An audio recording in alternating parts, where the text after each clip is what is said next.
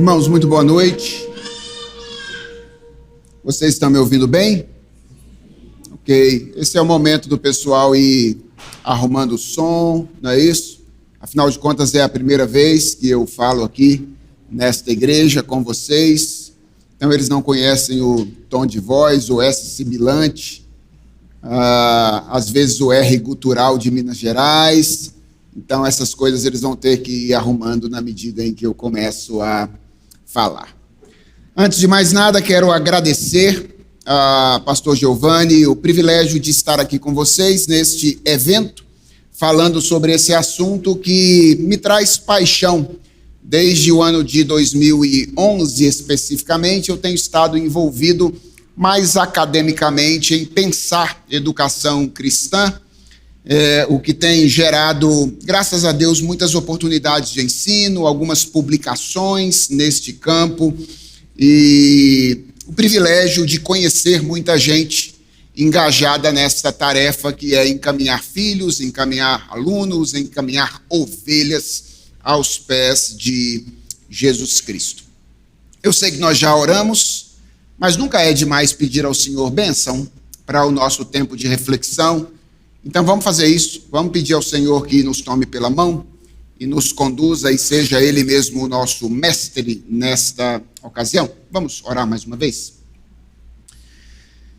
Senhor, Tu és bom e uma das manifestações da Tua bondade é o fato do Senhor nos ensinar. Obrigado, Senhor, porque embora a nossa relação aqui nesta noite seja uma relação horizontal, na verdade, fundamentalmente, ela é vertical. É o Senhor quem nos ensina. Eu sou apenas um instrumento do Senhor, através do qual o Senhor pode abençoar os meus irmãos nesta ocasião. E a minha oração é que isso aconteça entre nós, que com aquilo que nós temos preparado, com a nossa interação entre servos do Senhor nesta noite, nós todos aqui sejamos aproximados de Ti, encorajados, advertidos, corrigidos na nossa tarefa de conduzir outros ao conhecimento do Senhor. Portanto, toma-nos pela mão, dá-nos um tempo agradável na Tua presença e dá-nos um tempo também rico, abençoador, para que no final das contas o nome do Senhor seja glorificado entre nós nesses 2 dias e nós ganhemos ferramentas para abençoar outras pessoas com a luz do Evangelho.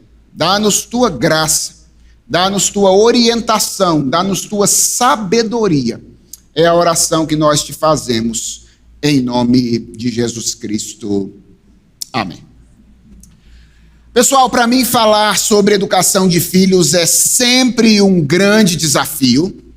E a razão é muito simples. A razão é que todo mundo tem algo a falar sobre esse assunto, não é verdade? Todo mundo que está educando filhos tem algo a dizer. A segunda razão pela qual é muito difícil é que todo mundo tem problemas com esse negócio. Então não é só algo a respeito do qual a gente tem algo a dizer, mas todos nós temos problemas com criação de filhos. E a terceira razão pela qual para mim é sempre muito difícil é que a maioria das pessoas espera uma receita de bolo para resolver todos os seus problemas quando ouve alguém falar sobre este assunto. Não é à toa que coaches fazem muito sucesso em relação a famílias cristãs nos nossos dias. É que, em geral, eles fazem tudo parecer muito fácil. Como se você tivesse um pacote específico, geralmente alguma coisa que funcionou com a família de alguém, que ele cria um modelo que, na teoria, poderia e deveria ser aplicado por todas as famílias com o mesmo grau de sucesso. E é assim que nós, gente do Evangelho, vamos sendo enganados por ideias que surgem vez após outra por aí. Bem, se você veio esperando uma receita de bolo para resolver os seus problemas na sua criação de filhos, eu quero começar dizendo que não tem, certo? Quero começar dizendo que não existe. Se você estiver decepcionado, eu não quero que você vá embora, fica aqui porque talvez você aprenda algumas coisas importantes sobre como criar filhos. E a razão pela qual não tem é que educação é um processo extremamente complexo, que envolve vários fatores. É um processo extremamente diverso, que envolve características de pessoas e famílias e contextos completamente diferentes. E é relativamente imprevisível. Eu tenho experimentado isso na minha vida pastoral como conselheiro bíblico. Às vezes eu ouço alguma pessoa começar a contar um assunto e eu rapidamente já enquadro aquilo em alguma experiência que eu tive anterior e digo, já sei, num caso como esse a reação vai ser aquela, para ser pego de surpresa e perceber que na verdade a reação das pessoas em situações semelhantes costuma ser muito diferente. Por mais que a gente tente, a gente nunca consegue prever exatamente a reação de educadores e de educandos em determinadas situações. Então talvez você esteja olhando para mim dizendo, então é melhor a gente ir embora, não é, pastor? Já que não tem como a gente pensar nisso desta maneira. Bem, deixa eu dizer a vocês que não, talvez seja bom a gente ficar. E a minha estratégia para lidar com esse cenário diferente tem sido trabalhar no âmbito dos princípios, certo? Ao invés de falar sobre como nós devemos reagir em cada situação. Se isso acontecer, então faça isso. Se aquilo acontecer, então faça aquilo. Eu tenho preferido falar sobre que convicções a respeito dessa atividade que nós chamamos de educação de filhos nós precisamos ter se queremos agradar a Deus e se queremos obter relativo sucesso debaixo da graça de Deus na tarefa de criar os nossos filhos. O que eu estou dizendo é que eu suspeito que a nossa maior necessidade não seja tanto uma receita de bolo que possa ser aplicada a toda e qualquer situação, mas a nossa grande necessidade é uma melhor compreensão daquilo que está envolvido nesse negócio que a gente chama de educação, neste caso, mais especificamente naquilo que a gente chama de educação familiar. Então, o que eu pretendo fazer com vocês hoje, nessa primeira palestra, a gente deve gastar aí entre 1h15 e 1h20 mais ou menos de conversa, para a gente ter talvez uns 20 minutos depois de interação. Se você tiver alguma pergunta, então anote e no final você terá a oportunidade de fazer. O que eu pretendo é apresentar 5 princípios ou 5 pressupostos que devem reger a nossa visão da educação familiar. Obviamente, esses pressupostos, eles vêm da Escritura ou de uma visão biblicamente orientada do processo educacional, mas eles foram escolhidos pela minha percepção pastoral da necessidade deles lidando com aconselhamento de pais no gabinete pastoral. Então, certamente existem muito mais princípios sobre educação que nós deveríamos aprender para compreender o cenário. Mas eu estou trazendo aqui 5 daqueles que me parecem ser mais importantes ou mais urgentes nesse momento, para a gente emoldurar no final uma definição de educação cristã. Então, tá claro o que você vai aprender hoje? São 5 diferentes princípios ou pressupostos que vão emoldurar a sua visão sobre o que a gente está fazendo quando a gente educa filhos no Evangelho. Então, sem mais delongas, vamos aqui ao primeiro princípio da noite. E o primeiro princípio é o de que na educação cristã, especialmente, ninguém é capaz de fazer aquilo que Deus, pela ou através da família, pode fazer. Eu vou repetir isso. Ninguém é capaz de fazer, e quando eu falo ninguém, eu estou falando de nenhuma outra instituição pedagógica, porque a família não é a única instituição pedagógica, existem outras. A igreja é uma instituição pedagógica, a escola é uma instituição pedagógica. O que eu estou dizendo é que ninguém é capaz de fazer aquilo que Deus, através pela família, pode fazer. Por que eu estou começando com esse princípio? Eu chamo a sua atenção para o fato de que eu coloquei aqui Deus como o agente primário da educação e a família como o primeiro agente secundário da educação. Essa é uma distinção com a qual eu trabalho como pressuposto. Nós geralmente pensamos na educação como algo assim, que envolve nós e os nossos filhos. Mas nós deveríamos começar a pensar sobre educação assim, verticalmente, como algo que envolve Deus em primeiro lugar, nós em segundo lugar, em relação com os nossos filhos. Aliás, eu gosto sempre de lembrar que, escrevendo a Tito no capítulo 2, o apóstolo Paulo atribui à graça de Deus uma característica educacional. Ele diz que a graça de Deus é uma graça pedagógica. Você se lembra disso? Tito capítulo 2, ele diz que a graça de Deus se manifestou salvadora a todos os homens, educando-nos. E sabe qual é a palavra lá? Paideu. De onde vem a nossa palavra? Pedagogia ou pedagogo. Então, Deus tem uma graça que é uma graça pedagógica. Deus é o educador por excelência. Onde existir ensino e aprendizagem, conhecimento verdadeiro, Deus de alguma forma está em atuação. Mas Deus educa através de agentes secundários. E o meu ponto nesse primeiro momento da palestra é estabelecer que, entre os agentes secundários, a família possui certa primazia.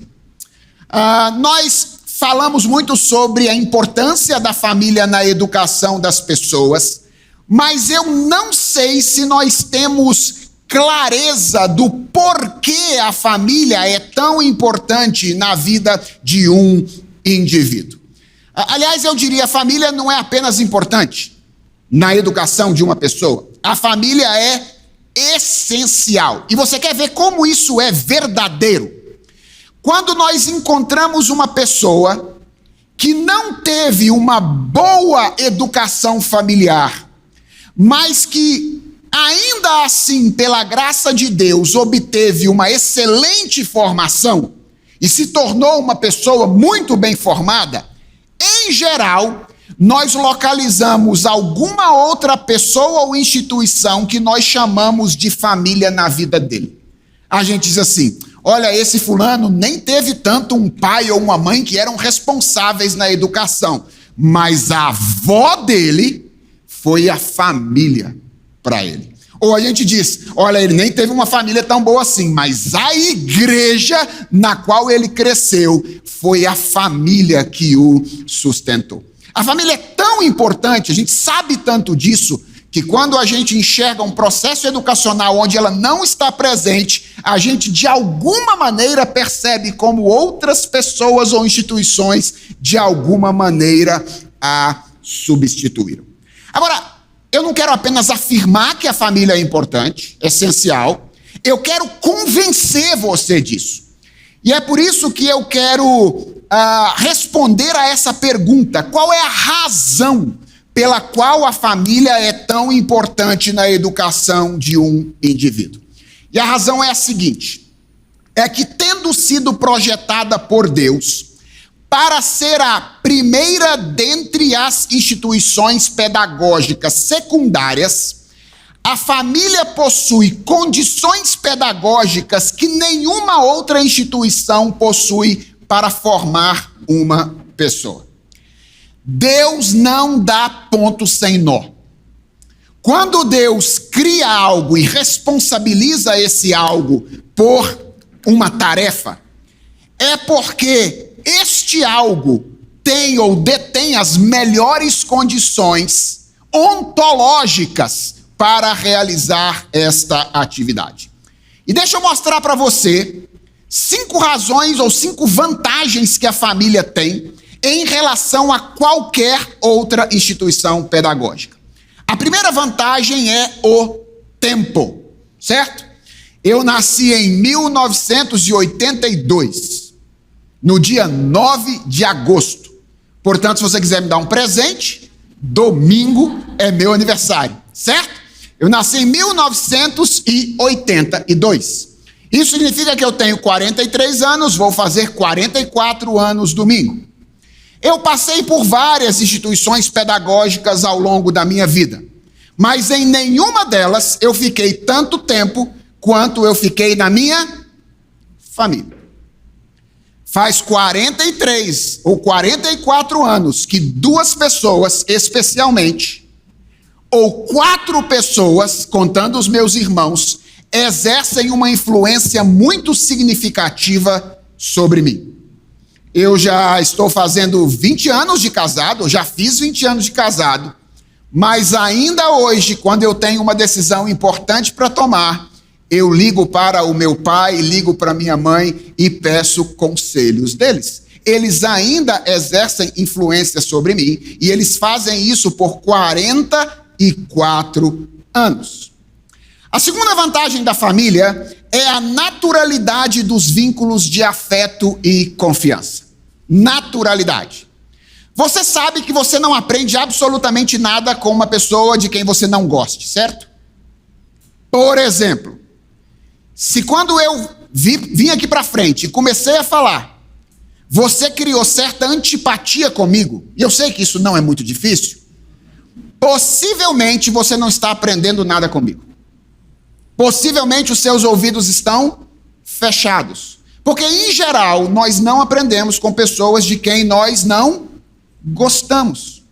Agora, se quando eu assumi aqui, você olhou para minha cara e falou, gostei desse rapaz, provavelmente você está aprendendo alguma coisa comigo.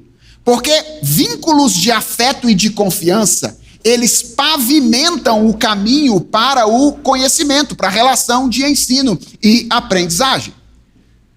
Pensem no desafio de um professor de escola. Todo ano, ele recebe 30 ou 40 meninos diferentes para ensinar.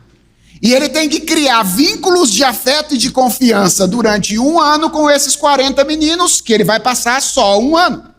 E depois ele vai receber outros que ele tem que criar esses vínculos que foram recebidos de imediato. Deixa eu fazer uma pergunta para você. O que um pai e uma mãe precisam fazer para um filho gostar dele? O que é que um pai ou uma mãe precisa fazer para que o filho goste dele? Confie nele. Nada. Absolutamente nada. É verdade que esses vínculos podem ser quebrados ao longo da vida, a depender do tipo de relação que a gente estabelece. Mas o seu filho, ele naturalmente gosta de você e ele naturalmente confia em você. Ele veio projetado pelo DNA para amar o pai e a mãe e para confiar naquilo que pai e mãe dizem. Então, o tempo, a naturalidade dos vínculos de afeto e confiança, a autoridade para o exercício da disciplina. Nenhuma outra instituição tem o mesmo nível de autoridade que a família tem para exercer a disciplina. É verdade que outras instituições também podem disciplinar, mas nenhuma delas pode disciplinar da maneira como a família pode fazer. Então, essa é uma terceira vantagem da família em relação a outras instituições. A quarta é a natureza majoritariamente informal do ensino. O ensino na família se dá majoritariamente de maneira informal. O que é o ensino informal? É aquele que se dá no meio da vida acontecendo, e não aquele que se dá em circunstâncias controladas de ensino e aprendizagem. Veja a diferença. Pensa em um professor de escola dominical ensinando para uma turma sobre o mandamento não furtarás, certo? Como é que ele ensina para uma turma de escola dominical sobre não furtarás? Esse é um dos maiores desafios de professores.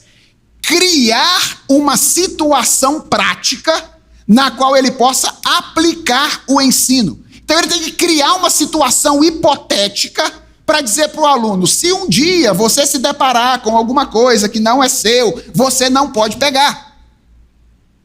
Como é que a família ensina sobre não furtarás? Quando você menos imagina, o seu filho chega da escola com uma lapiseira que não é dele, ou com uma borracha que não é dele. E aí você olha e diz: onde você conseguiu esse negócio? Veja, na educação familiar, a vida está clamando para ser interpretada e vivida de maneira intencional e de maneira autêntica. Nós não educamos na família criando situações hipotéticas que podem eventualmente ou não acontecer. Nós educamos na família interpretando situações reais e concretas que estão acontecendo naquele exato momento. Nenhuma outra instituição tem esta capacidade. E por último, a família ainda possui a força dos vínculos que exigem ou obrigam a aprendizagem. Se eventualmente o seu filho tem um problema na escola e ele não quer mais ficar lá, e você é um pai sentimentalista, cujo propósito é sempre satisfazer o conforto emocional do seu filho, o que é que você faz? Você tira ele da escola, você coloca ele em outro lugar.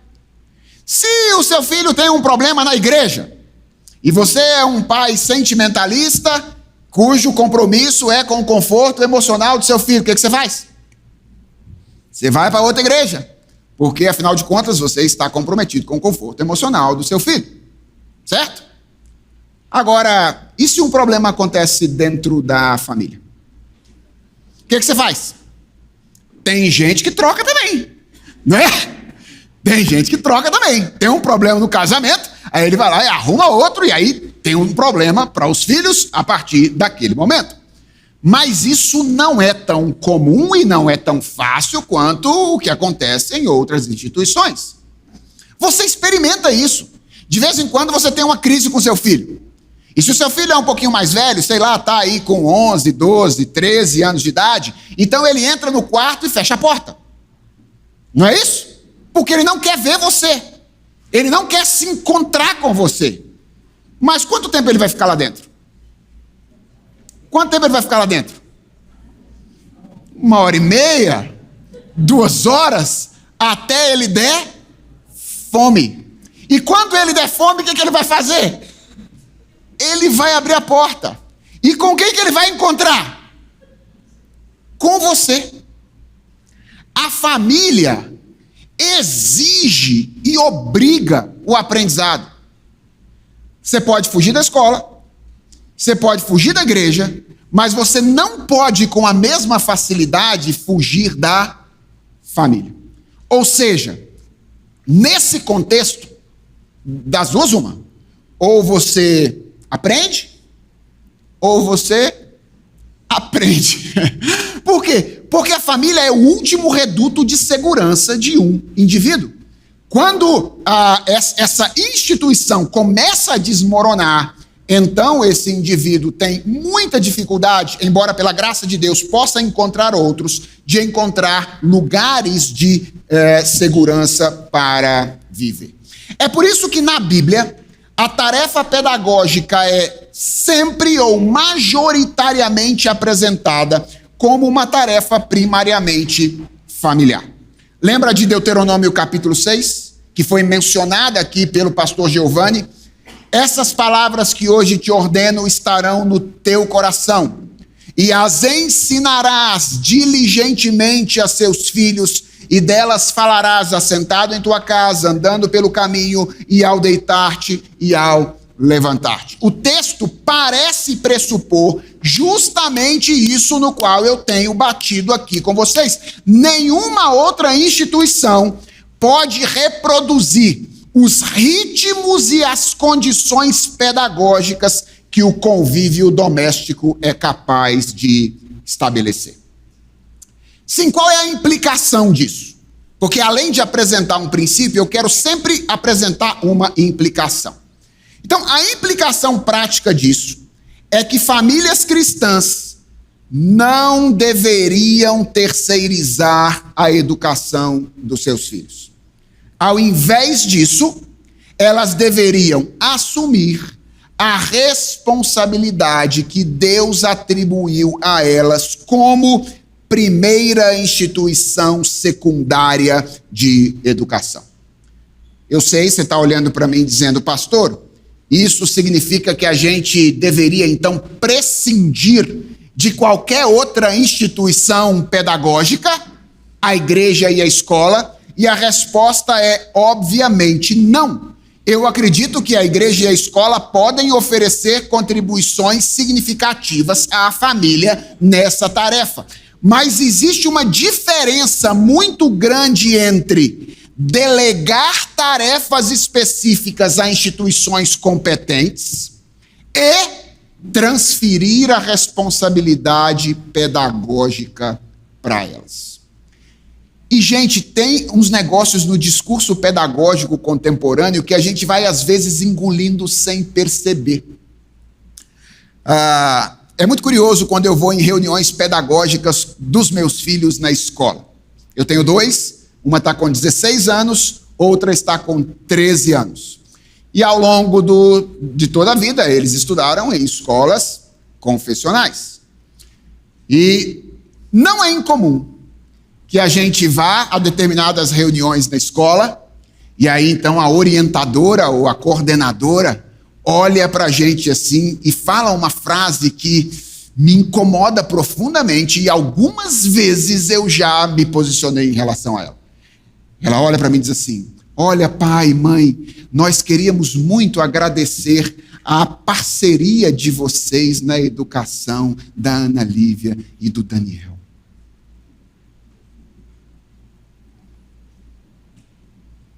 E às vezes eu olho e digo, peraí, tem um negócio errado acontecendo aqui. Porque, na verdade, não somos nós que somos parceiros de vocês na educação deles. Na verdade, vocês é que são nossos parceiros na educação deles. Nós é que deveríamos agradecer a vocês por nos ajudarem em uma área particular a educar os nossos filhos. Percebe? A gente vai engolindo algumas coisas no meio do discurso pedagógico sem perceber. Curiosamente, isso que está no discurso não é levado às últimas consequências. Sabe por que não é levado às últimas consequências?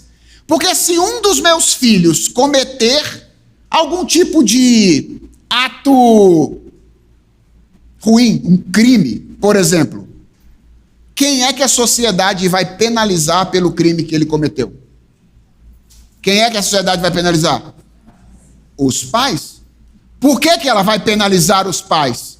Porque ela sabe, em última instância, isso está encravado na realidade da criação de Deus, que a instituição que Deus responsabilizou dentre os agentes secundários não foi a igreja, não foi a família e não foi a escola.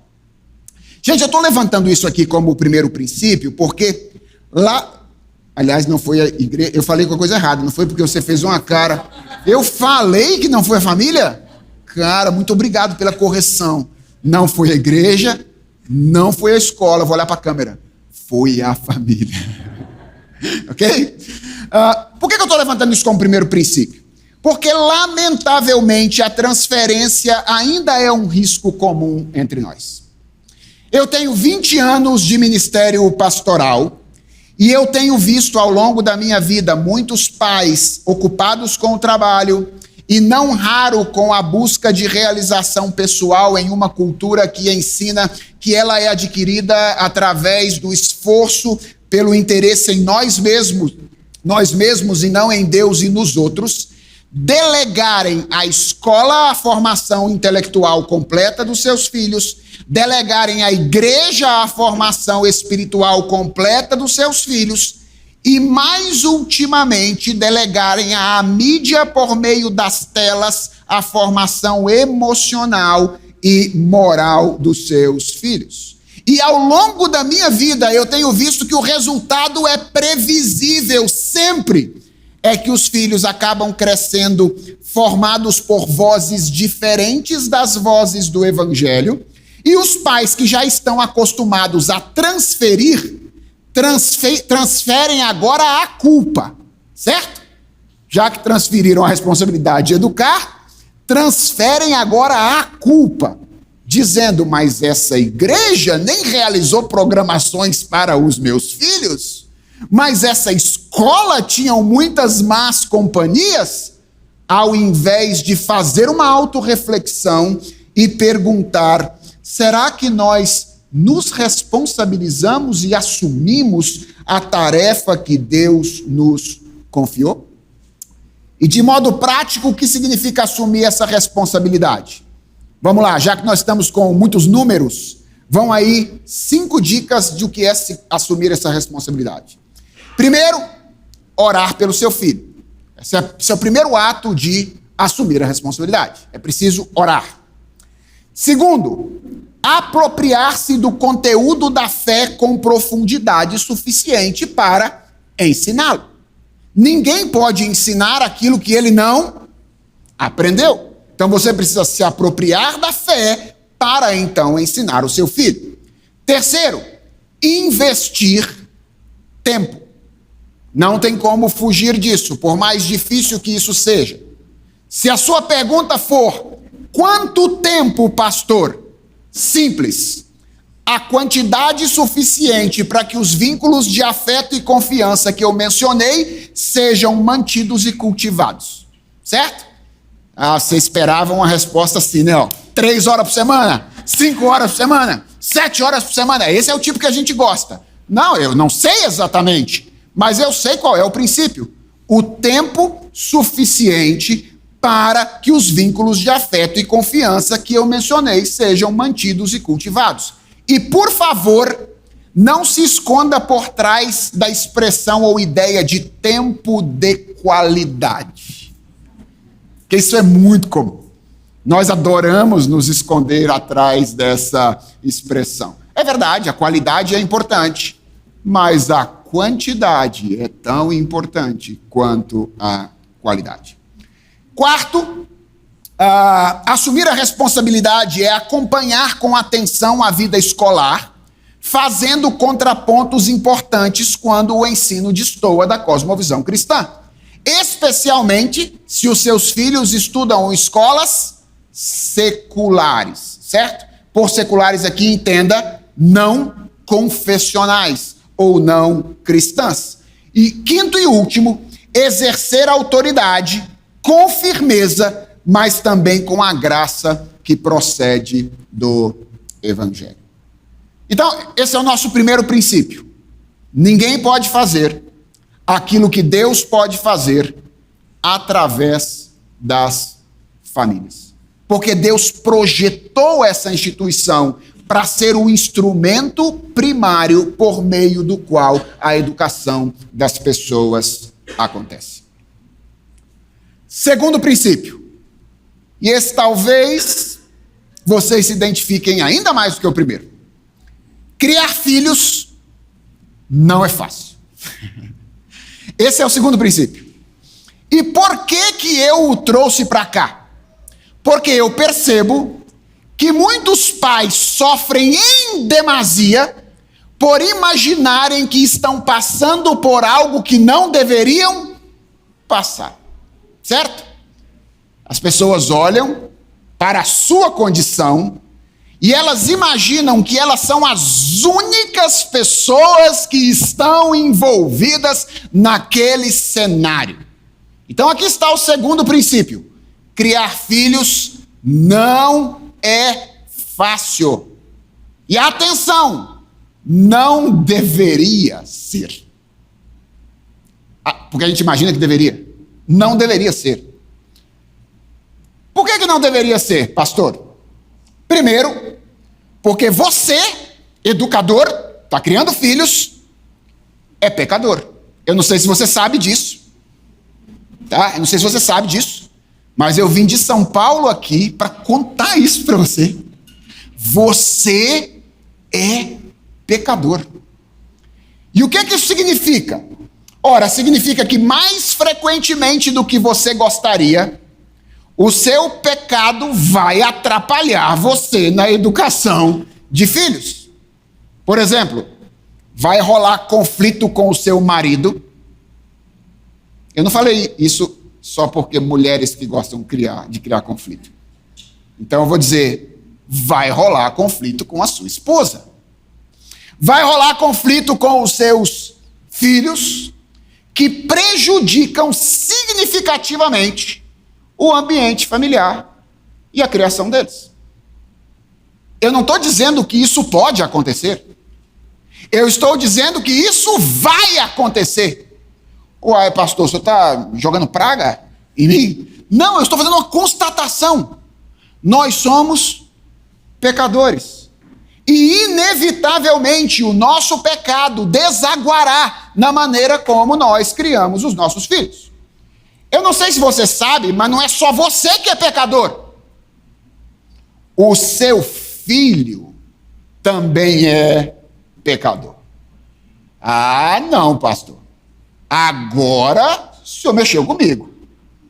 Aquela coisa fofa da mamãe? Sim, aquela coisa fofa da mamãe. Ele é pecador.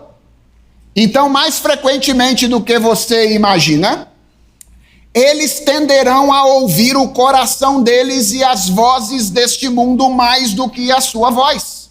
Isso é normal, acontece lá em casa também. Outras vezes eles farão ouvidos moucos e simplesmente não desejarão ouvir aquilo que você está dizendo. Eles ignorarão as suas ordens. Mais do que isso, eles responderão de maneira malcriada, eles contarão mentiras, eles brigarão uns com os outros, eles criarão confusão com os colegas e, eventualmente, eles experimentarão ao longo da vida momentos de rebeldia profunda e contumaz. Talvez esteja, ou talvez haja pais entre nós aqui, que estejam passando exatamente por esta fase. Fases de rebeldia profunda e contumaz de um filho. Você é pecador, o seu filho é pecador, e em terceiro lugar, o mundo está quebrado. Certo?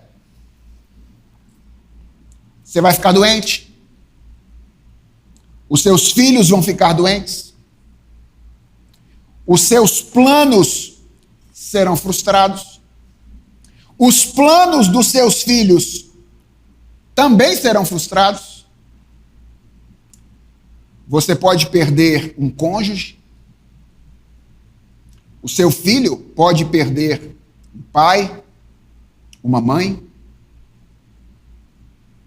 talvez algo ainda mais doloroso.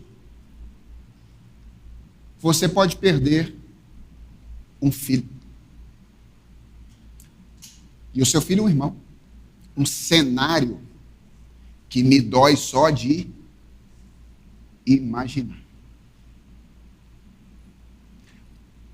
Junta essas coisas e pensa no que estamos falando quando nós falamos sobre criar filhos. O que nós falamos ou estamos falando é sobre um pecador encaminhando outro pecador a Cristo em um mundo quebrado pelo pecado. É isso que é educar filhos nesse mundo.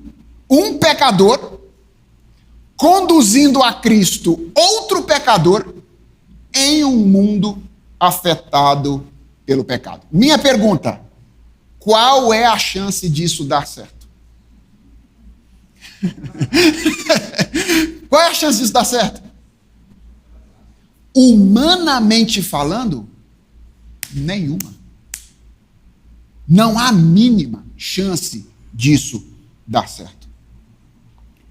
Isso nos leva à implicação desse segundo princípio ou pressuposto, que é: famílias cristãs precisam da graça de Deus.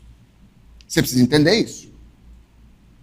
Você precisa entender que existe uma responsabilidade que nos foi dada, esse é o nosso primeiro ponto, mas essa responsabilidade precisa ser exercida não em nossa força, mas na dependência da graça do Senhor.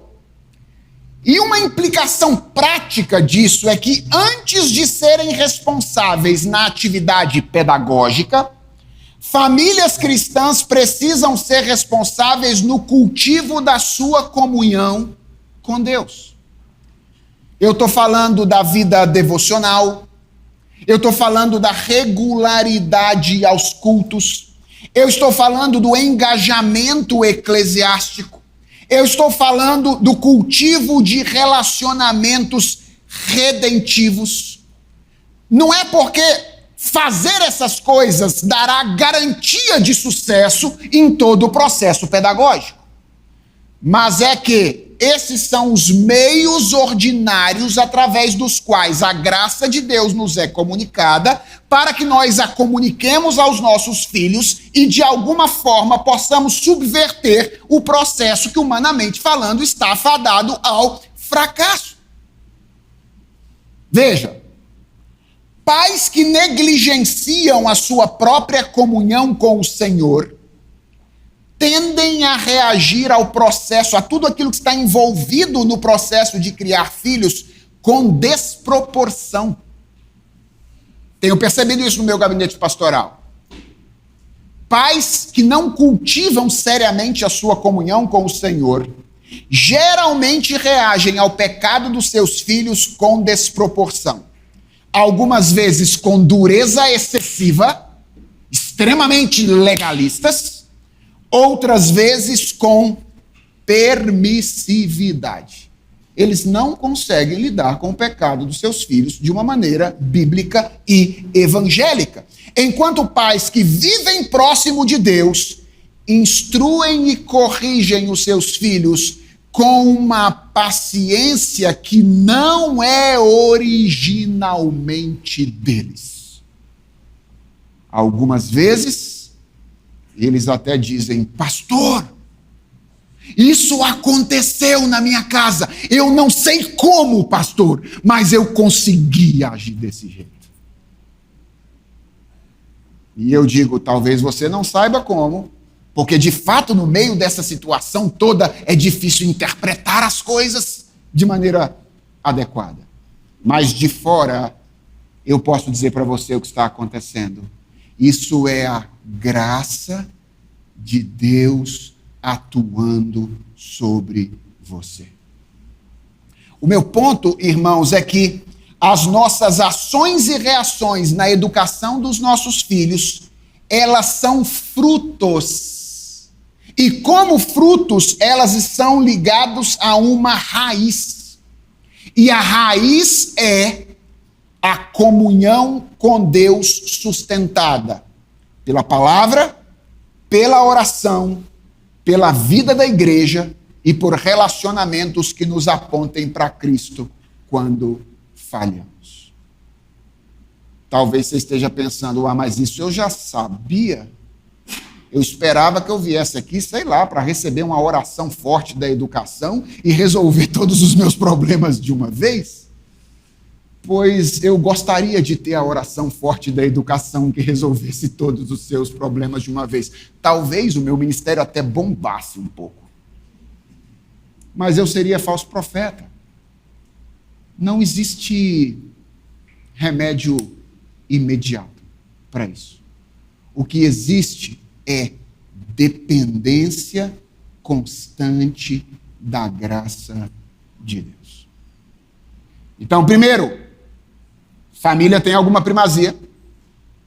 Segundo, criar filhos não é fácil.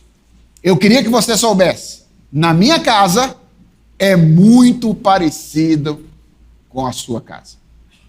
E eu estou dizendo isso porque às vezes a gente olha para alguém falando sobre educação e a gente pensa assim, nossa, a casa dele deve ser uma maravilha. Não, os meus filhos são pecadores, eu sou pecador, vivo em um mundo quebrado. Às vezes, como você, desfruto da sabedoria de Deus.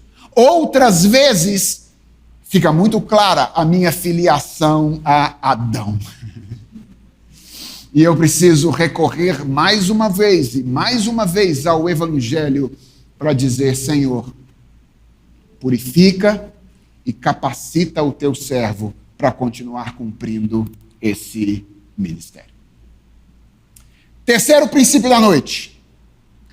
A maior necessidade do seu filho é o novo nascimento. Esse é o terceiro princípio da noite. A maior necessidade do seu filho é o novo nascimento. Por que eu estou trazendo esse princípio para cá? Porque eu estou em uma igreja presbiteriana. E em uma igreja presbiteriana, que é tradicionalmente aliancista, nós não costumamos tratar os nossos filhos como ímpios. Não é verdade? Nós somos o povo que batiza os meninos, gente.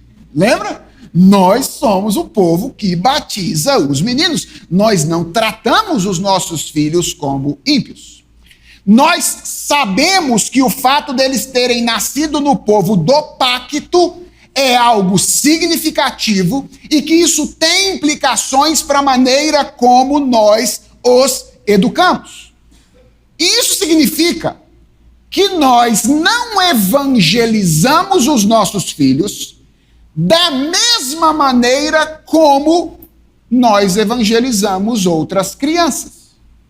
Aliás, talvez você já tenha até ouvido algum pastor presbiteriano dizer em algum momento que nós não devemos evangelizar os nossos filhos. Nós devemos educar os nossos filhos no caminho do Senhor. Bem, não está de todo errado, mas também não está de todo certo. Certo?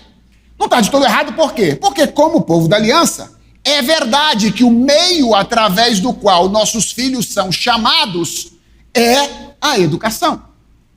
Mas isso não deve nos fazer imaginar que os nossos filhos são cristãos de nascença que não precisam nascer de novo.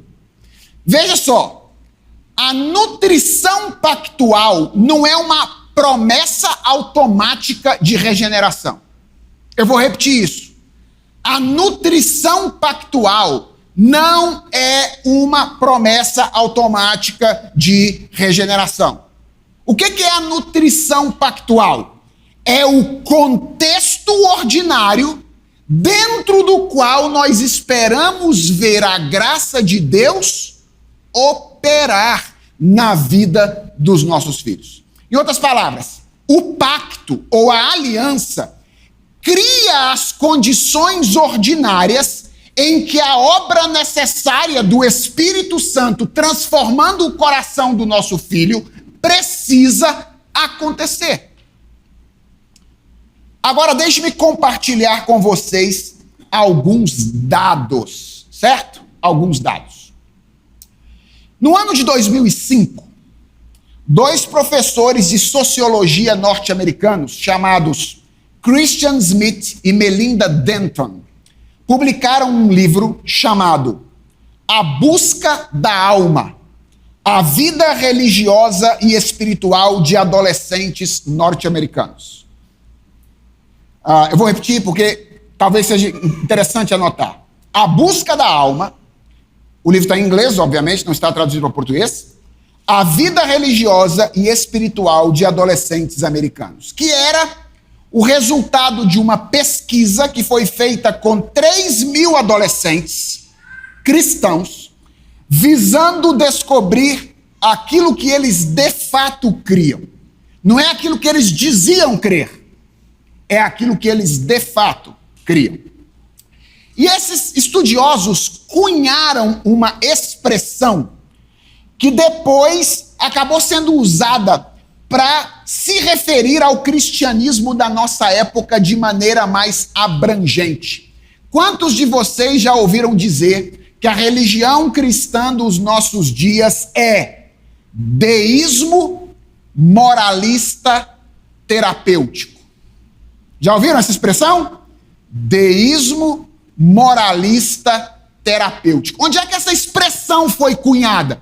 Nesse livro, pelo Christian Smith e pela Melinda Denton. O que é um deísmo moralista terapêutico?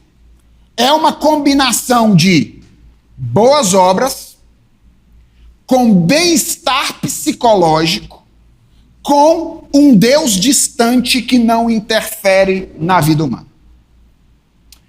O credo dessa religião se resume a 5 crenças.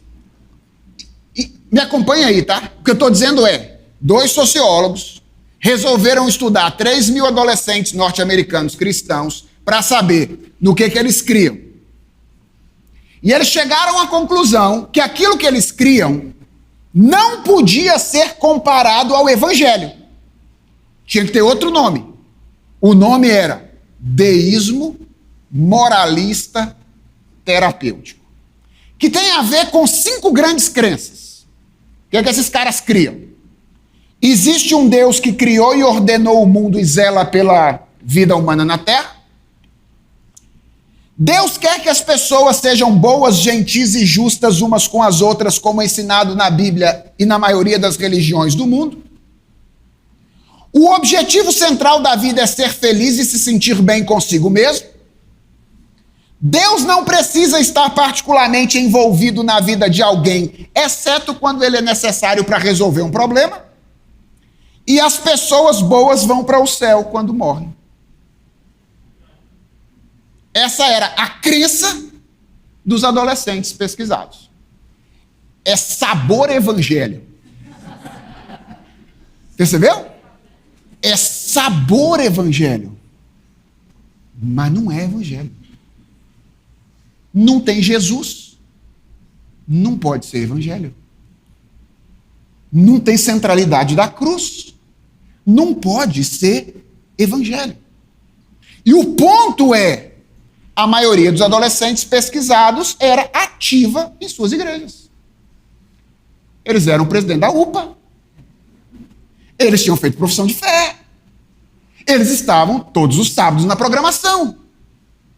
Mas eles criam nessas coisas. E a conclusão do livro é, ou eles não compreendiam de fato o que as suas próprias tradições religiosas diziam que eles deveriam crer, ou eles entendiam e não se importavam com aquilo. Certo? 2 anos depois, um outro professor de sociologia chamado Mark Regnerus publicou um outro livro. E o livro se chamava Fruto Proibido, Sexo e Religião na Vida de Adolescentes Americanos. Mais uma pesquisa em que ele mostra que adolescentes cristãos eram tão ativos sexualmente quanto seus amigos não cristãos. Alguns dados para vocês. A média de idade da primeira relação sexual entre os entrevistados, 16 anos. O número de jovens evangélicos com um número superior a 3 parceiros sexuais em sua história mostrou-se 5% maior que o de jovens não evangélicos. Entre os entrevistados, 88% tinham quebrado uma promessa de abstenção. E o tempo médio de duração da promessa entre eles era de 18 meses. E qual é a conclusão a qual chega o autor do livro? Que os adolescentes evangélicos americanos dos nossos dias não estão muito distantes dos seus amigos não crentes em termos de ética sexual. Embora estivessem na igreja, vivendo a vida comunitária, o comportamento sexual deles era muito semelhante ao comportamento sexual dos seus amigos não crentes. Qual é meu ponto aqui, irmãos? É, de alguma forma, confirmar a minha tese, Porque eu creio que esses dois livros chamam a nossa atenção para qual é a maior necessidade dos nossos filhos. E a maior necessidade dos nossos filhos não é simplesmente estar na igreja. Eu estou dizendo isso porque muitas vezes a preocupação dos pais se resume a isso. E eles têm a falsa ilusão de que se seus filhos estiverem na igreja, tudo está resolvido. Isso não é verdade. A maior necessidade dos nossos filhos não é de vida de igreja. Eu sei que eu corro o risco de dizer isso aqui e de ser mal interpretado. Irmãos, eu não estou dizendo que a vida na igreja não seja necessária. É claro que é. E é importante que os nossos filhos estejam na igreja debaixo da proclamação do Evangelho e da palavra de Deus, porque é a palavra de Deus que transforma o coração dos nossos filhos. O que eu estou dizendo é que nós não devemos nos satisfazer com o fato ou com o simples fato de termos filhos frequentadores de igreja. É muito fácil perder isso de vistas e às vezes nós perdemos isso de vistas de maneira muito sutil. Muito sutil. Qual é a maior necessidade dos nossos filhos? Novo nascimento. E eu gosto da maneira como J.I. Packer define novo nascimento. Ele diz: o novo nascimento é muito mais do que simplesmente derramar algumas lágrimas devido a um remorso passageiro pelo pecado. É muito mais do que mudar o curso de nossa vida, abandonar velhos hábitos e substituí-los por outros bons.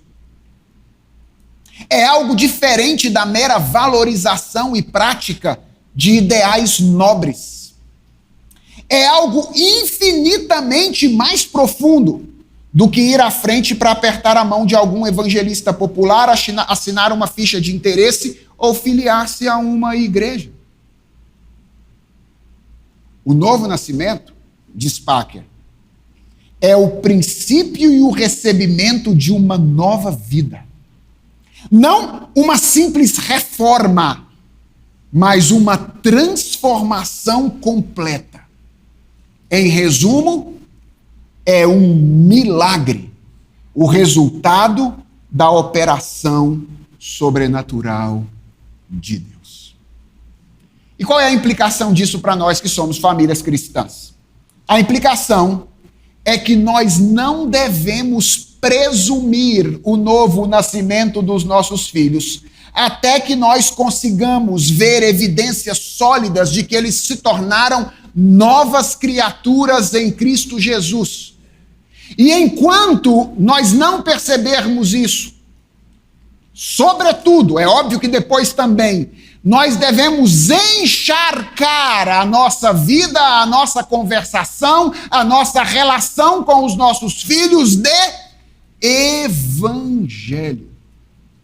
Nós precisamos orar pelo novo nascimento, com a insistência de quem sabe que só Deus pode realizar essa obra, porque ninguém pode fazer com que outra pessoa nasça de novo, mas trabalhar por ele diligentemente, como quem sabe que essa oração não dispensa a nossa participação. Evangelho, evangelho, evangelho, evangelho, o tempo inteiro com os nossos filhos, em nosso lar, andando pelo caminho, ao deitar, o tempo inteiro. Evangelho. Evangelho proclamado e evangelho encarnado em nossa ação e exemplo familiar. Estamos indo para o penúltimo. Então aqui nós já vimos, a família é essencial. Educar filhos é difícil. O que os nossos filhos mais precisam é novo nascimento. Quarto princípio da noite. Agora parece que é futebol. A melhor defesa é o ataque. Esse é o quarto princípio da noite. A melhor defesa é o ataque. Na criação de filhos, é assim. Essa é uma expressão que vem do futebol, quem gosta de futebol a conhece, e ela indica que você tem menores chances de perder um jogo se você adotar uma abordagem ofensiva, certo? Você tem maiores chances de perder um jogo se você adotar uma abordagem ofensiva. Bem, o Abel Ferreira, treinando o Palmeiras, pensa de maneira diferente. Mas como eu sou flamenguista e não palmeirense, então eu posso fazer a afirmação do meu princípio. A razão é muito simples. É que quando um time está atacando, ele está preocupando e perturbando o outro e impedindo que ele tenha tranquilidade para elaborar as suas estratégias ofensivas. Aliás, quando um time se coloca exclusivamente na defensiva, como é que os comentaristas costumam descrever isso? Qual a expressão que muitos comentaristas usam? Ele está chamando o adversário. Não é isso? Quando um time vem para trás e se monta na beira da sua área, alguns comentaristas dizem, olha, porque ele armou o time para chamar o adversário. Eu estou usando aqui a imagem do esporte para pensar na maneira como pais cristãos criam os seus filhos em relação ao mundo, certo? Em relação ao mundo. Alguns pais adotam exclusivamente uma postura defensiva. O que eu chamo de postura defensiva? É aquela postura de privar os seus filhos de tudo aquilo que é produzido no mundo, temendo que essas produções o venham contaminar. Essa é uma postura exclusivamente defensiva. Pastor, o senhor saiu lá de São Paulo para dizer que nós não temos que ter cuidado com aquilo que os nossos filhos acessam, com aquilo a que eles estão expostos e assim sucessivamente? A resposta é não.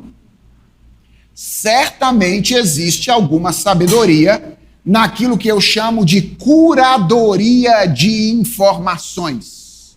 O que é a curadoria de informações? O cuidado com aquilo que o seu filho tem acesso ao longo da sua vida.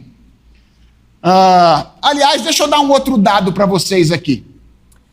Tem um relatório do qual eu gosto bastante, ele foi escrito em 2012, foi publicado por uma instituição chamada ANDI, Agência de Notícias dos Direitos da Infância.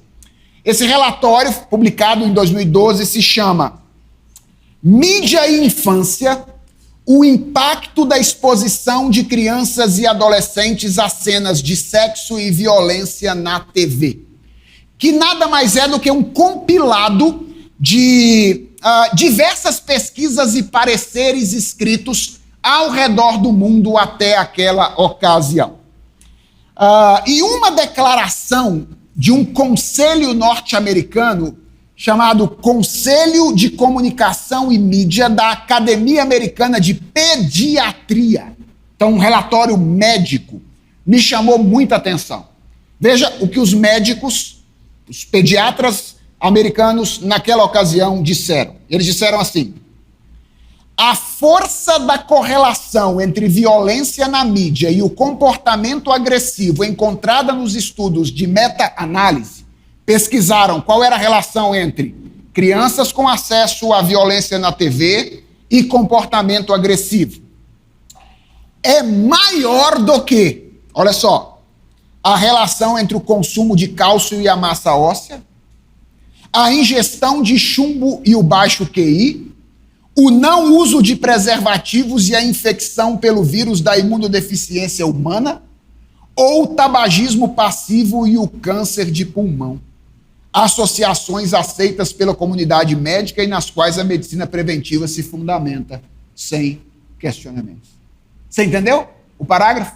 O parágrafo está dizendo existem mais evidências, segundo as pesquisas, dessa relação entre a exposição apressada à violência e um comportamento violento do que o não uso de preservativos e a contaminação pelo vírus HIV. Veja, eu estou citando isso para dizer, a preocupação defensiva dos pais está de todo errada? Claro que não. Amanhã cedo eu vou falar sobre isso. Pais responsáveis precisam proteger os seus filhos. No entanto, esse é o meu ponto, uma abordagem exclusivamente defensiva é perigosa. E ela pode ser prejudicial. Por quê? Porque os nossos filhos, como nós, são seres sedentos. Eles são seres que amam. Eles precisam amar e desejar alguma coisa. Não adianta você ficar cercando de todos os lados em uma abordagem defensiva, dizendo, não veja isso, não veja aquilo, não veja aquilo outro. É como se você estivesse estimulando um vazio. Eles precisam de algo para amar. Esse é meu ponto. Eles não precisam apenas serem protegidos daquilo que não é digno do amor deles. E aqui eu quero contar com a sua atenção, porque eu quero ler um parágrafo um pouco mais longo, de um pregador e teólogo escocês do século XIX, chamado Thomas Chalmers, que escreveu um ensaio que eu recomendo. Leia esse ensaio, vai fazer bem para a sua vida espiritual. O ensaio se chama O Poder Expulsivo de uma Nova Afeição. O poder expulsivo de uma nova afeição. Atenção, a certa altura, o texto diz o seguinte: imagine um homem em pé na margem deste mundo verde. E imagine que ao olhar, ele visse a abundância sorrindo em cada campo. Todas as bênçãos que a terra pode oferecer, espalhadas em profusão em cada família. A luz do sol repousando suavemente sobre todas as agradáveis habitações e as alegrias da companhia humana iluminando os círculos felizes da sociedade. Imagine que esse seja o caráter geral da cena em um dos lados de sua contemplação. E que do outro lado, além da borda deste planeta em que ele se encontra, ele não pudesse ver nada além de um desconhecido escuro e insondável. Você acha que ele daria um adeus voluntário a todo o brilho e a toda a beleza que estavam diante dele na terra e se lançaria na terrível solidão?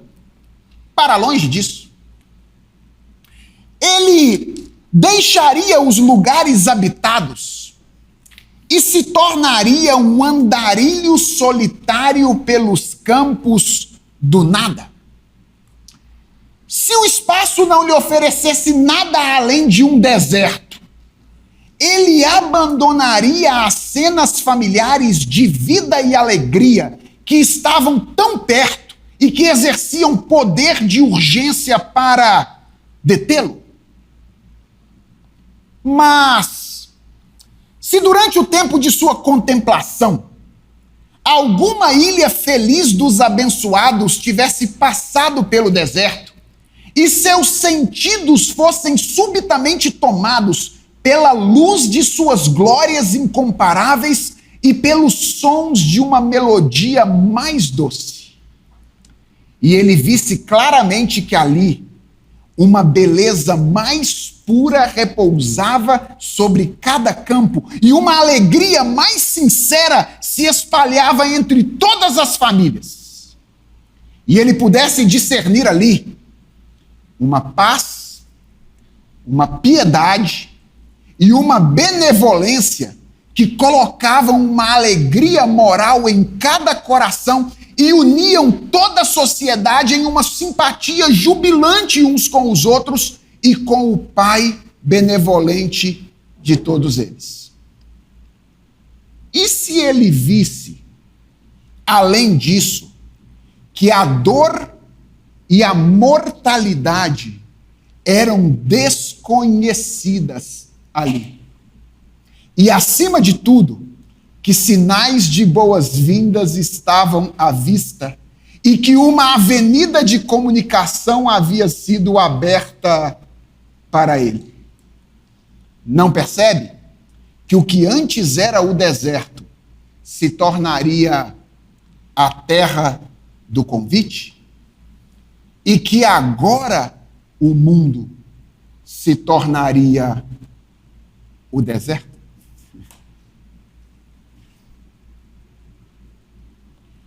O que essas palavras de Chalmers nos ensinam? Elas nos ensinam que a melhor maneira de superar os convites do mundo não é fechar os olhos em relação a eles, mas é enxergá-los ou enxergar em contraste com ele a beleza e a excelência de Cristo presentes no Evangelho. Às vezes, a gente acha que tudo que os nossos filhos precisam são de proibições para não olhar para aquilo que é feio. E o que Chalmers está dizendo é que os nossos filhos, como nós, precisamos ter o coração cativado ou fascinado por algo que seja mais belo do que aquilo que eles aparentemente enxergam no mundo. O meu ponto é, os nossos filhos não vencerão o mundo simplesmente com moralidade e autodisciplina. Tem muito crente imaginando que esse é o caminho. Esse não é o caminho do Evangelho. Simplesmente moralidade e autodisciplina. Eles o vencerão ao estarem convencidos de que há algo mais desejável do que o mundo. Na verdade, não algo. Alguém. Onde se encontram todos os tesouros da sabedoria e do conhecimento.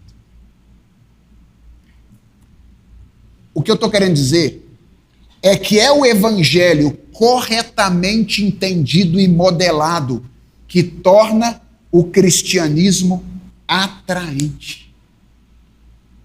Nossos filhos precisam ser fascinados pela beleza do Evangelho. E a implicação prática disso é que nós devemos dirigir os nossos esforços deliberadamente ao coração deles, mostrando a beleza de Cristo revelada ali. Deixa eu tentar tornar isso mais concreto através de um exemplo. Imagine dois pais ensinando os filhos a respeito da honestidade. Certo? Dois pais ensinando seu filho a respeito da honestidade. O primeiro simplesmente apresenta a honestidade como uma regra. Ele diz assim: meu filho, Deus manda que nós não mintamos. Portanto, você não deve mentir. Tá certo, não tá? Tá certo. A regra está certa.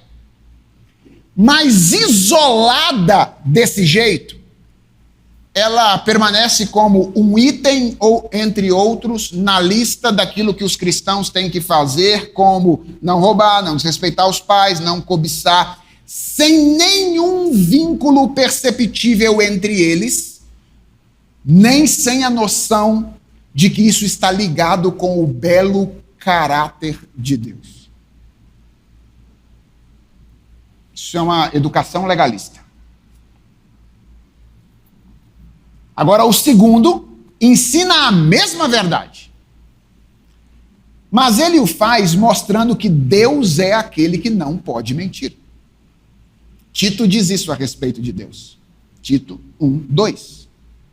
E que Cristo se identificou como aquele que é o caminho, a verdade e a vida. E que nós fomos comprados pelo sangue de Jesus para deixarmos de viver na mentira que caracterizava a nossa antiga natureza, para refletirmos, ainda que de maneira imperfeita, o caráter daquele que nos amou. O que está acontecendo nesse ensino? A honestidade está deixando de ser uma regra solta e está se tornando um reflexo pequeno, mas real, da beleza de Deus e da pessoa de Cristo Jesus habitando naquela criança. Ser honesto é espelhar a beleza daquele que um dia me amou. Quando o filho mais tarde for tentado a mentir, veja só, ele não estará apenas quebrando uma regra. Ele estará traindo um amigo. Percebeu a diferença?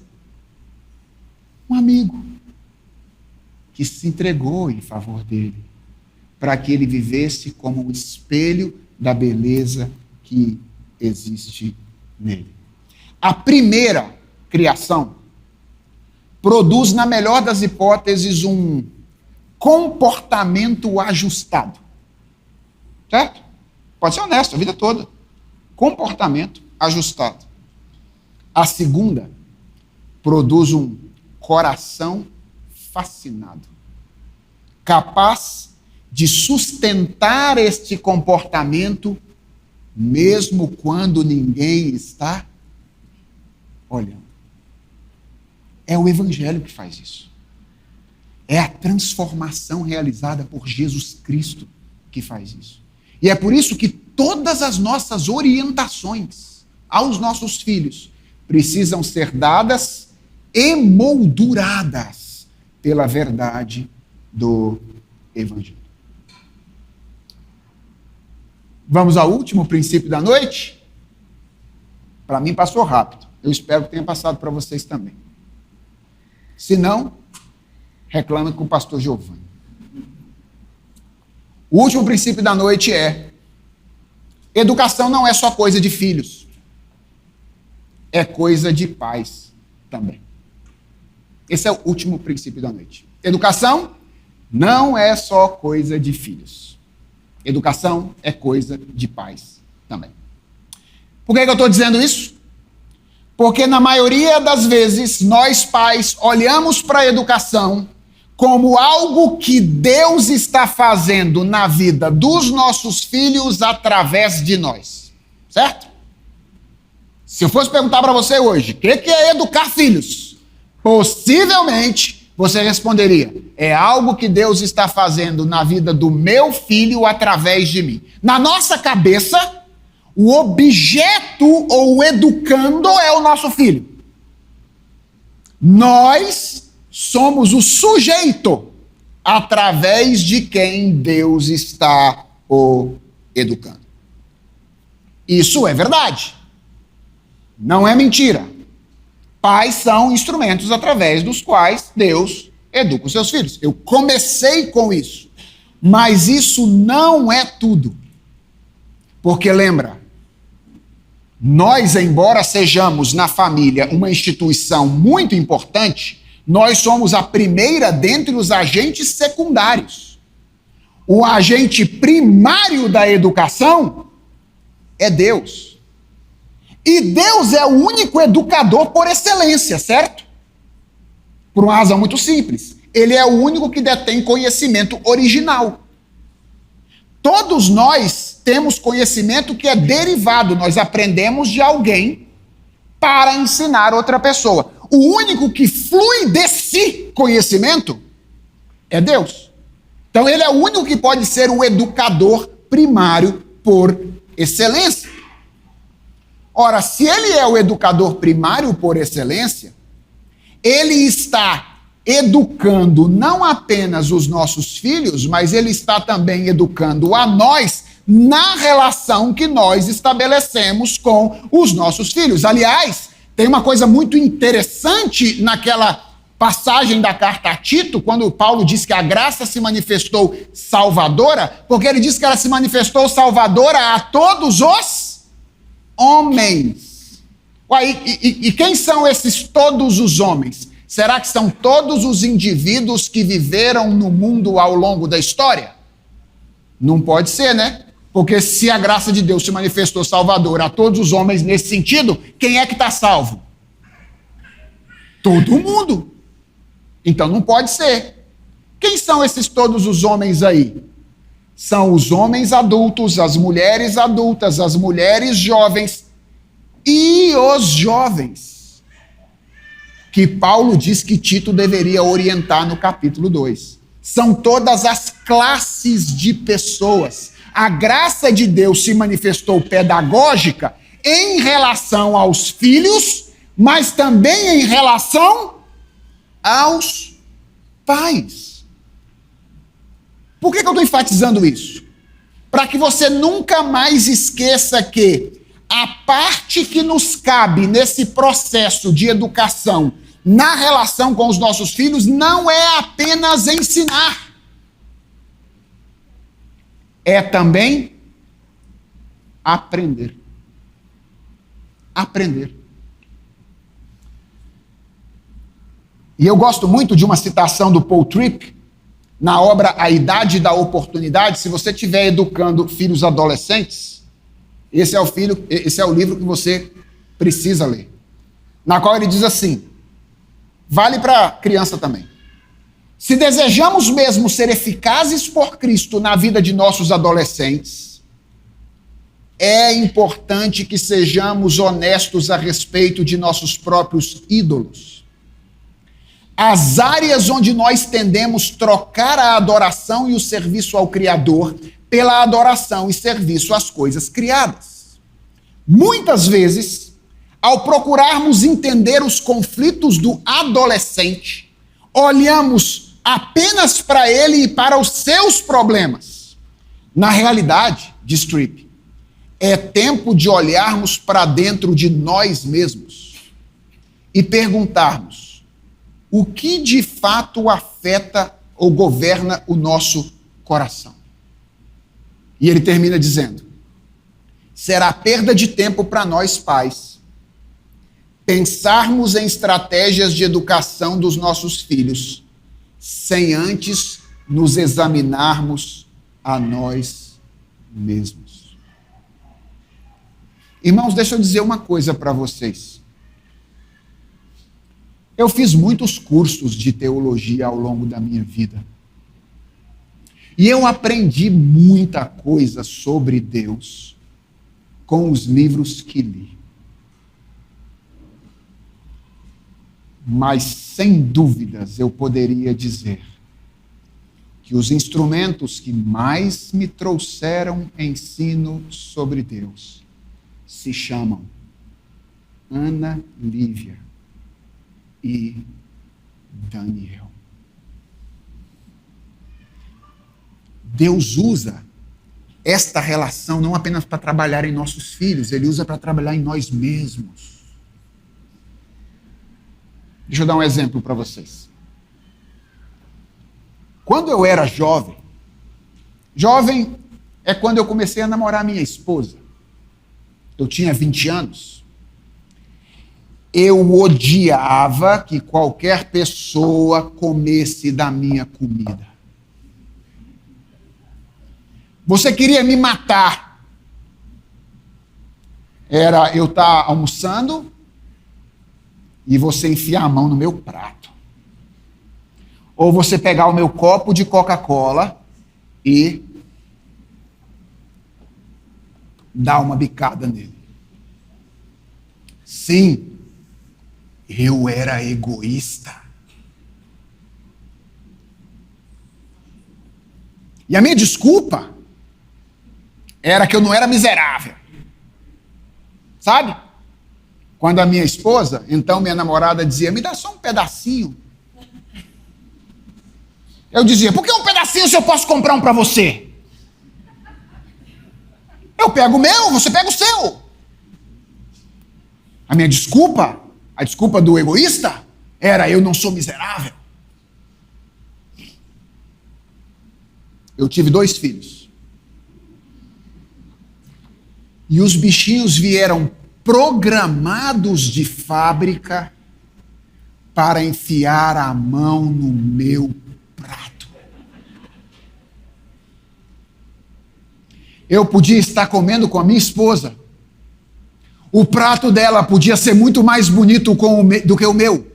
Eles nunca enfiavam a mão no prato dela. Era sempre no meu prato. De tal modo que se nós formos sair para comer alguma coisa daqui a pouco, pode picar no meu copo de coca. Fique tranquilo. Hoje, eu não sou mais tão egoísta quanto eu era antes. E sabe qual foi o instrumento que Deus usou para modelar esse aspecto do meu caráter? A criação de filhos. Quem olhava de fora estava vendo uma menina e um menino sendo encaminhado por um rapaz.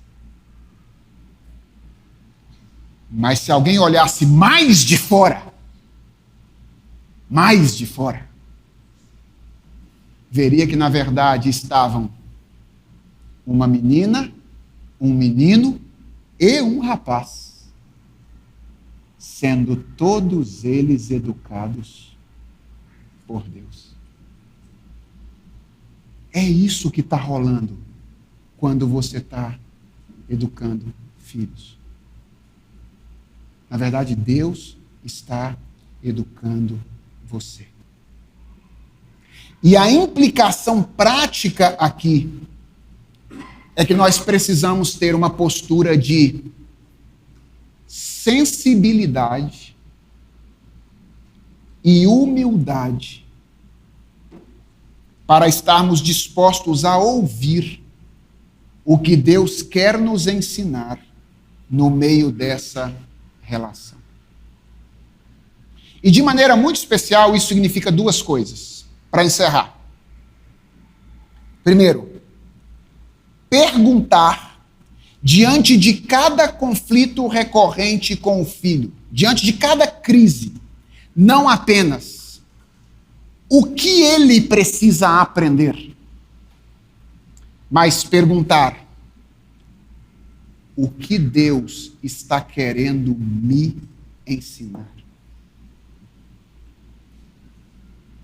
Faça essa pergunta e você vai ver como ela muda a sua perspectiva das coisas. Porque enquanto você está dizendo o que ele precisa aprender, parece que você é Deus ensinando o menino. Enquanto, na verdade, quando você pergunta, quando você pergunta o que Deus está querendo me ensinar, você se coloca no seu lugar de criatura para se submeter àquele que pode encaminhar você e seu filho à verdade do Evangelho. Então, perguntar não apenas o que ele precisa aprender, mas também o que Deus está querendo me ensinar. E a segunda coisa que, de maneira prática, essa postura significa, e talvez isso seja mais difícil, é estarmos dispostos a pedir perdão aos nossos filhos quando o nosso pecado contribuiu para o conflito, ao invés de tratar a nossa autoridade como algo incompatível com o reconhecimento de falhas. Pergunta: Qual foi a última vez que você pediu perdão ao seu filho? Você disse: filho, papai exagerou na correção a você. Eu acho que você errou. O papai deveria ter corrigido a você.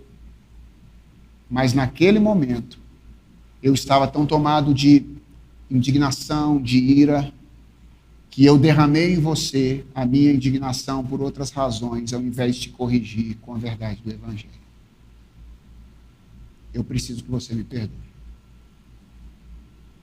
Só alguém que entendeu, pela graça, que está sendo tratado e trabalhado por Deus, pode ver essa beleza prática do Evangelho encarnada em nossa experiência. Você lembra os 5 princípios? De cor? Está com boa memória? Então, deixa eu dar um artifício para você lembrar deles agora. A princípio, eles parecem assim, 5 afirmações distintas e isoladas, né? Mas juntos eles funcionam como uma boa definição do que é educação cristã. Uma boa definição. Se alguém me perguntar o que é educação cristã familiar, eu responderia da seguinte maneira. Vê se você enxerga os princípios aí. É Deus usando a família como seu instrumento mais adequado para, em meio a uma tarefa que o pecado e a quebra do mundo tornaram difícil, promover algo que nenhuma técnica pedagógica pode fazer sozinha. Por meio da fascinação com Jesus e não do afastamento do mundo, promovendo ao mesmo tempo a santificação dos pais. Isso é educação cristã. Eu vou repetir. É Deus usando a família como seu instrumento mais adequado para, em meio a uma tarefa que o pecado e a quebra do mundo tornaram difícil, promover algo que nenhuma técnica pedagógica pode fazer sozinha, por meio da fascinação com Jesus e não do afastamento do mundo, promovendo ao mesmo tempo a santificação dos pais. É por isso, irmãos, que educação cristã não é apenas uma questão de técnica. A palavra-chave da educação cristã não é técnica. Foge de tudo que vai te vender um pacotinho técnico fechado para responder todos os seus problemas. A palavra-chave da educação cristã é confiança. Você não está sozinho nessa tarefa. E o resultado dela não depende, finalmente, em última instância, de você. Descanse nisso. E descansando, trabalhe com responsabilidade na vida dos filhos que Deus te concedeu. Era isso. São 9h20. E vocês podem conduzir aí o tempo de perguntas como vocês acharem melhor.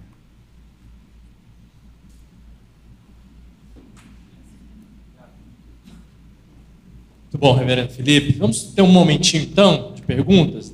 10, 15 minutinhos, acho que a gente consegue otimizar bem o tempo aqui. Se você tiver uma pergunta, levante sua mão, por gentileza. O reverendo vai responder. Se eu não responder, você me ajuda. O pastor Giovanni está aqui do meu lado. Boa noite a todos e a todas. Boa. Irmão, e além dos nossos filhos espirituais, que nós não amamos, que deveríamos buscá-los para que colocássemos eles nessa condição de filhos. São essas crianças perdidas, sem família, né? esses jovens que estão aí sem famílias? Como deveríamos amar quem nós não amamos? Perfeito. Muito boa essa pergunta. Como é que é seu nome? Edmar Antunes. Edmar. Obrigado, Edmar, pela sua pergunta. Como eu disse a vocês, eu ia apresentar 5 princípios, mas eu acho que existem muito mais. E uma das coisas que eu tenho dito frequentemente à minha igreja, e agora vocês vão ficar escandalizados, vocês vão ficar muito escandalizados comigo, é que nós precisamos de mais casamentos e famílias abertas. Eu tenho dito isso para a minha igreja. Precisamos de mais casamentos e famílias abertas.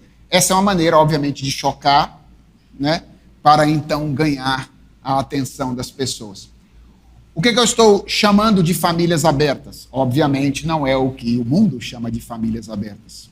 Eu estou pensando em famílias abertas para relacionamentos. Quando nós pensamos em casamento e família, nós frequentemente pensamos em fortalecer dentro. Mas há um risco quando nós pensamos exclusivamente em fortalecer dentro, que é tornar a nossa própria família e condição um Deus. Então, eu acho que um dos desafios que nós precisamos ter, vivendo no mundo contemporâneo, para sermos família como Deus deseja que sejamos, é sermos instrumentos da graça de Deus na vida de outras pessoas. Então, é verdade que o meu casamento existe para a satisfação interna entre mim e minha esposa, entre a nossa família existe para a nossa satisfação interna. Isso é bom. Mas a nossa família é um reflexo da beleza do Evangelho. Precisa ser um reflexo da beleza do Evangelho. E como tal, esse reflexo precisa atingir, de alguma maneira, outras pessoas. Então, um dos princípios importantes na educação cristã é que ela precisa estar disposta para compartilhar com outros aquilo que nós recebemos. Isso é mais fácil quando nós estamos falando de 2 famílias cristãs. Isso tem desafios maiores quando nós estamos falando da nossa família cristã e outras famílias que não são cristãs. Mas esse é o nosso chamado, para compartilhar as dádivas do Evangelho pedagógicas com outras pessoas que estão ao nosso redor. Então pense, por exemplo, nos colegas dos seus filhos, dos meninos que eventualmente vão à sua casa para brincar com seu filho e com sua filha. Eles, em algum momento, estão perto de você. E Deus os colocou lá, não foi por acaso. Foi para que eles vissem a beleza do Evangelho através de você.